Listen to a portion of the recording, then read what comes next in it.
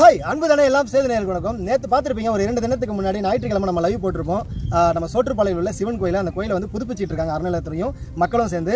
நான் காணொலி போட்டு போனதுக்கப்புறம் இந்த ஊரே இந்த காணொலியை பார்த்துருக்காங்க. அதில் நம்ம தம்பி வந்து பார்த்துட்டு எனக்கு அழைச்சாப்புல சுவாமிநாதன் அழைச்சி ரொம்ப அருமையாக பேசினார். நிறைய விஷயங்களை சொன்னார்.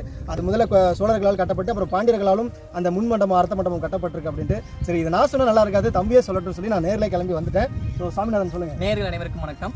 நம்ம சோற்றுப்பாளையங்கிற ஊரோட ஹிஸ்டரியை முதல்ல சொல்லிக்கிறேன். சோத்துப்பாளையங்கிறது வந்து புதுக்கோட்டை மாவட்டத்தில் அமைந்திருக்கனால 3 பேரரசர்களுக்கும் மையப்பகுதியாக இருந்திருக்கு. அதனால இங்கே இருந்து வந்து படையெடுத்து வரதுக்கு முன்னாடி இங்கே இருந்து சமைத்து சாப்பிட்டுருக்காங்க. தங்களோட குதிரைகளை பூரா வந்து பாலைமரத்தில் வந்து கட்டியிருக்காங்க. பாலைமரம் அதிகமாக இருந்தனால சோற்றுப்பாளையம் இருந்தது நாளடைவில் சோத்துப்பாளையங்கிற பெயரோட கொண்டாந்துருக்கு. இந்த பிடாரியம்மன் கோயில் வந்து கைலாசநாதர் கோயிலோட சேர்ந்தது. இதை கட்டியவர்கள் வந்து சோழர்கள். இவர்கள் வந்து பிடாரியம்மனை வந்து போர் தெய்வமாக வழிபட்டு இருக்காங்க. இங்கே வழிபட்டு இந்த கோயிலில் இருக்க பிடாரியம்மனுக்கு தான் முன்னுரிமை இந்த ஊர்ல வந்து கொடுக்கப்பட்டிருக்கு. இன்றளவுமே வந்து கைலாசநாதருக்கு வழிபடுறதுக்கு முன்னாடி பிடாரியம்மனுக்கு வந்து நைவேத்தியம் அபிஷேகம் மக்கள்லாம் வந்து இங்கே வழிபட்டதுக்கு பின்னாடி தான் கைலாசநாதரை போய் வழிபடும் உரிமை இருந்திருக்கு. கடந்த 100 ஆண்டு